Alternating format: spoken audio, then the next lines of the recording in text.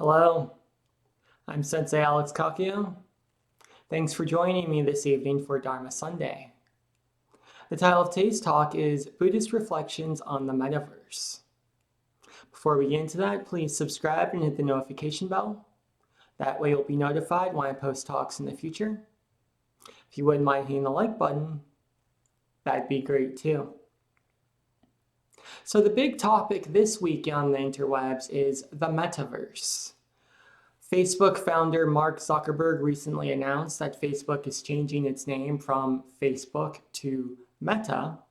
And the Metaverse is essentially a virtual reality environment where people can do everything from host parties to attend lectures or attend work meetings. You get a virtual reality, a virtual avatar, you interact in digital landscapes.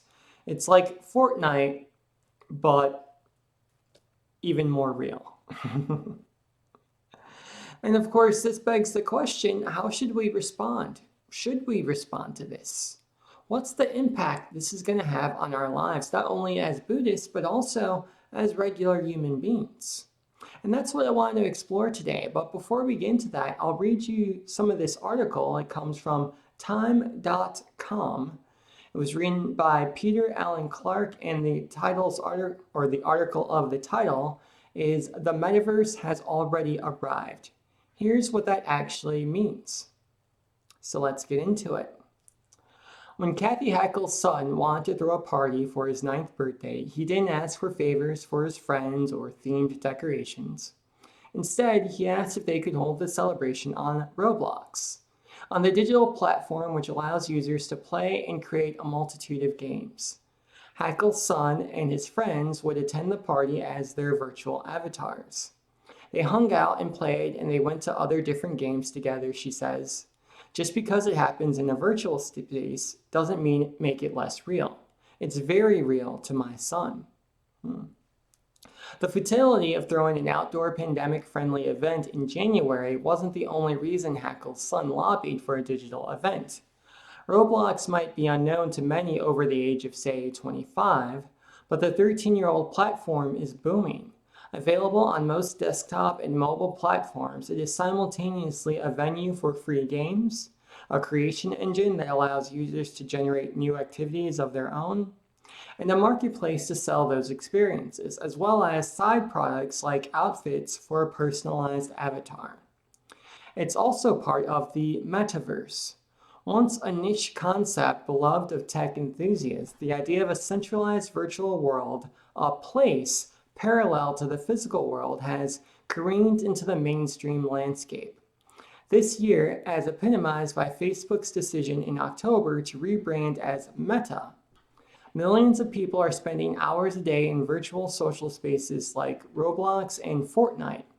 Interest is in purely digital ownership, and the technology that proponents believe can ensure the security of persistent virtual experiences has spiked dramatically, with non-fungible tokens, NFTs, and cryptocurrencies making headlines.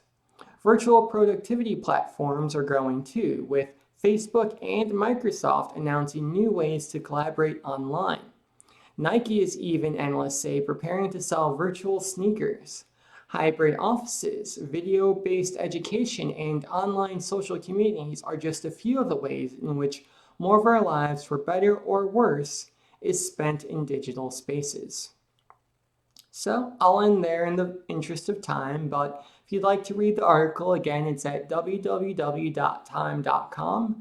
and the title is "The Metaverse Has Already Arrived. Here's what that actually means." So there's a lot to unpack there. And it's always funny to me when I read articles like this one because I'm kind of in a weird space. I'm old enough to remember life before the internet, but I'm young enough where most of my life has been spent online, or at least with access to online spaces.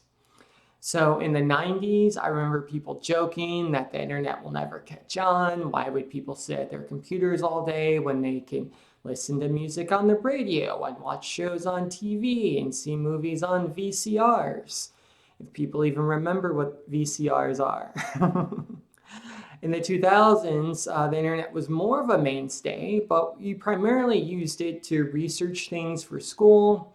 Facebook was kind of coming into its own, but it wasn't really a thing like it is now. And of course, there was AOL Instant Messenger. And I do remember that specifically. It was uncool to ask people for their phone number. You asked them for their AIM screen name instead. And that's how you kept in touch, because you could work on papers and you could chat with your friends at the same time. And it was a very big deal figuring out the AOL Instant Messenger name that really described who you are as a person. And now, in the present day, if you follow me on Twitter, you know that one of my favorite jokes is the internet's not real, go outside. And I say that jokingly, but it's really only half a joke, because while it's a very serious thing that we get too sucked into the internet, that we start arguing with that person on Twitter with the anime avatar, and we care way too much about how many likes we have on Instagram. And we do need to close the laptop, go outside and engage in the real world for a bit just to get some perspective.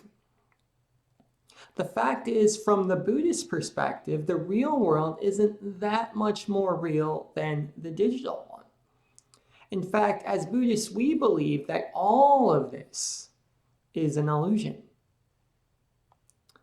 Now, when I say that it's an illusion, what I'm alluding to is a teaching that goes back to the Yogacara school of Buddhism, which was promulgated by Vasubandhu and Asanga, who I talk about quite a bit, because all of Mahayana Buddhism, whether it's Zen or Pure Land, Nichiren, it's all built on the bedrock of Yogacara Buddhism and their teachings. And Yogacara is the mind-only school because they taught that all of our reality is an illusion created by the mental transformations of our mind. In other words, we have our sense organs, our eyes, our ears, our nose, our tongue, our body, and mind, or thoughts, in Buddhism are also considered a sense organ. And we take in all this information from the world around us, and then that coagulates in a thing called manas, which then is the illusion of a separate self.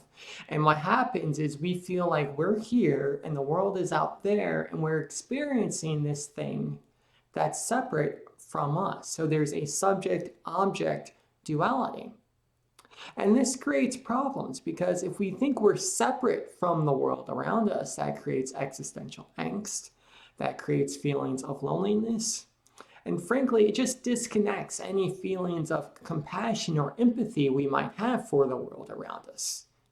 Why do I care about rivers or trees or animals or even people for that matter if they only exist to serve me and give me my needs? Now, in Buddhism, we fix the problem of this subject-object duality by making everything subjective. Everything, including us, is an illusion. But it must be noted that illusion and unreal aren't necessarily the same thing. In fact, the Buddhist philosopher Sun Tzu famously stated that emptiness is a statement on the nature of reality, not the annihilation of it. So our world is real, but it's also unreal in that nothing has a permanently, separately abiding self. We are creating the world and we are co-created by it at the same time. This is why Buddhaghosa famously said, "There is hearing, but there is none who hears. There is suffering, but there is none who suffers." And this sounds strange, but to better understand the subjectivity of Buddhism, we can look at items like the ocean. Now, we have the ocean and we have the waves on top of the ocean, but if we zoom in and really look at it closely, we realize there's no separation there. The waves and the ocean are one and the same. It's only our mind that chops it up into pieces. It's the same with the world around us. It's all part of the same illusion, the same Buddha body, also known as the Dharmakaya. It's only our mind that chops it up into pieces and says ceiling, wall, floor, etc. So what we're trying to do in Buddhism, in the same way we tie all the things I just mentioned together in, say, meditation hall, we tie all of the illusions, all the aspects of reality together, and we say Buddha.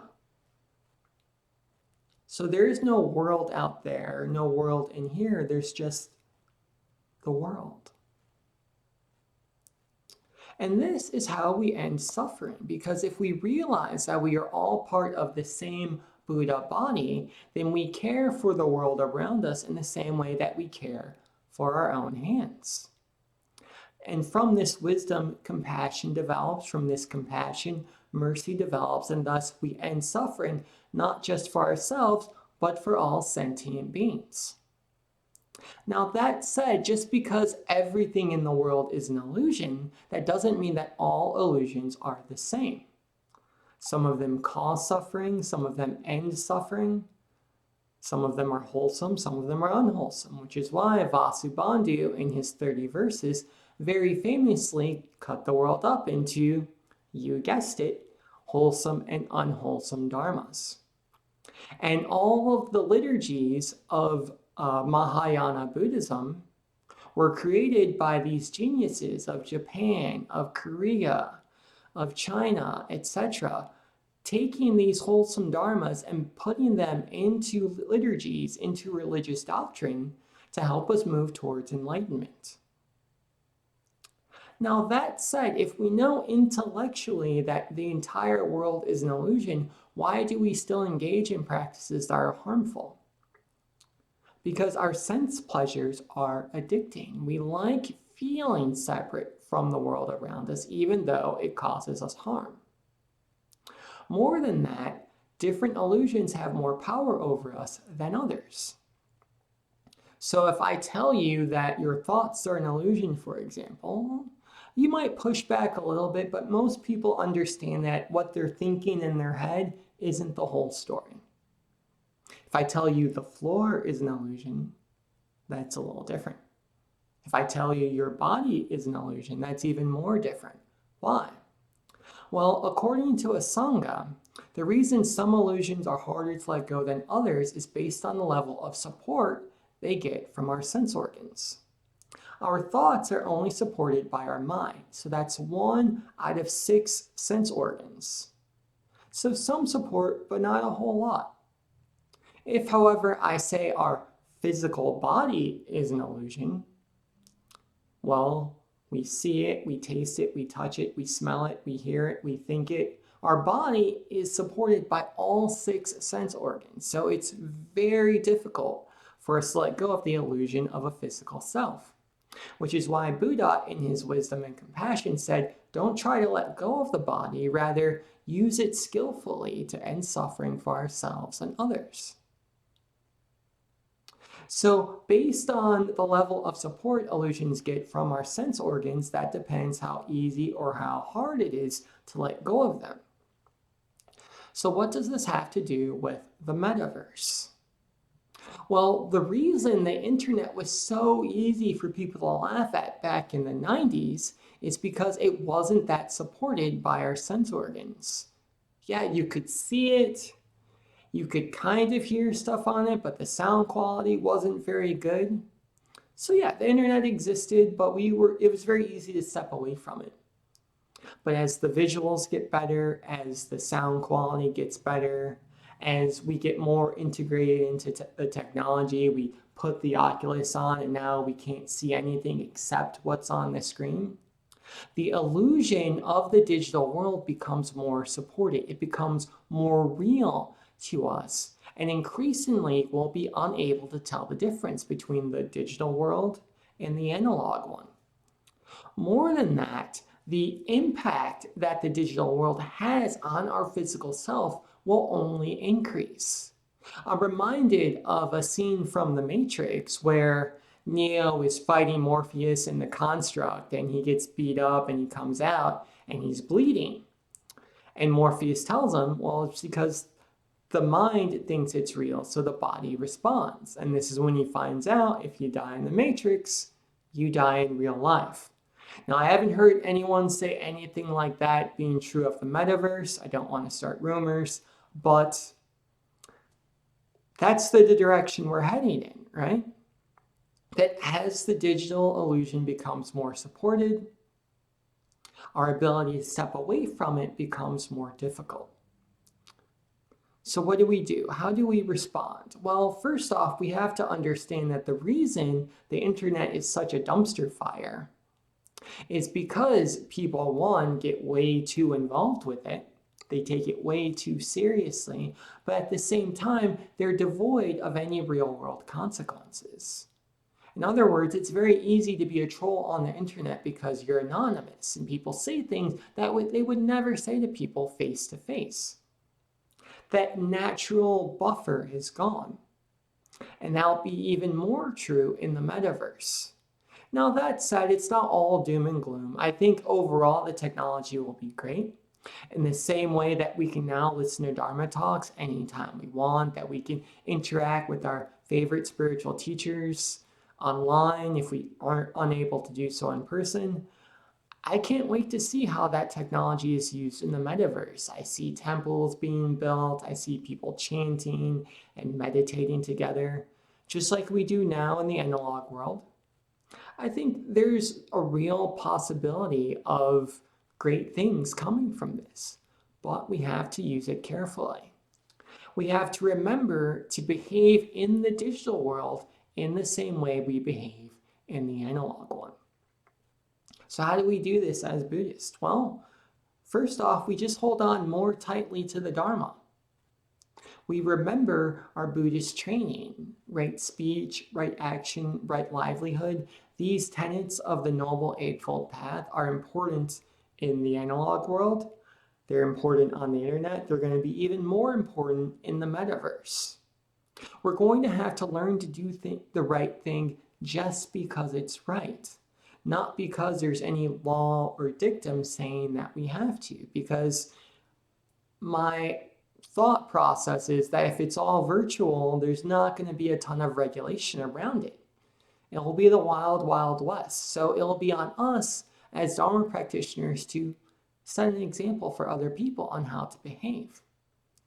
And finally, we have to remember that whatever we're looking at on the screen or in our VR headsets, there is a real live individual on the other side.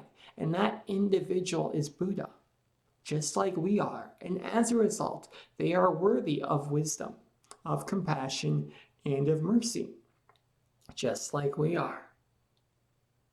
So if we keep these things in mind, I think the metaverse has the potential to be not only world-changing, but also very beneficial. It can be a tool that will end suffering for ourselves and for all sentient beings. But if we're not careful, well, it could turn into hell on earth. Amitabha. So, that's the talk for today. I hope it was helpful. If you enjoyed the talk, please don't forget to subscribe and hit the notification bell. That way you'll be notified when I post talks in the future. If you wouldn't mind hitting the like button, that'd be great too. And I'll just end with a few announcements. So this was Dharma Sunday. We do it every Sunday, broadcast here at this channel, 7 p.m. Eastern Standard Time. On Wednesdays, we do a practice that's a bit more involved. That's meditation and sutra study. Also at 7 p.m., also broadcast here. And what that involves is a 15-minute guided meditation, a reading from a Buddhist scripture, followed by a Dharma talk. So I hope to see you then. Until next time, Amitabha.